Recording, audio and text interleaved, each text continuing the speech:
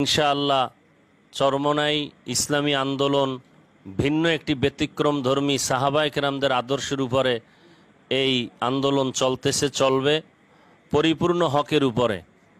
আল্লাহ পাক এই হকের ঝান্ডায় সবাইকে সমবেত হওয়ার তৌফিক দান করেন এবং আমরা অধৈর্য না, মানুষ বিভিন্নভাবে উস্কানি দিয়েছে, আমরা মারমুখী হই, কিন্তু ইসলামী আন্দোলন মারমুখী আক্রমণাত্মক কোনো আন্দোলনে কোনো কর্মসূচিতে বিশ্বাসী নয়, যে কারণে আমাদের সম্ভাব্য শক্তি থাকা সত্ত্বেও আমরা ধৈর্যের পাহাড় হয়ে আমরা পরিচয় দিয়েছি।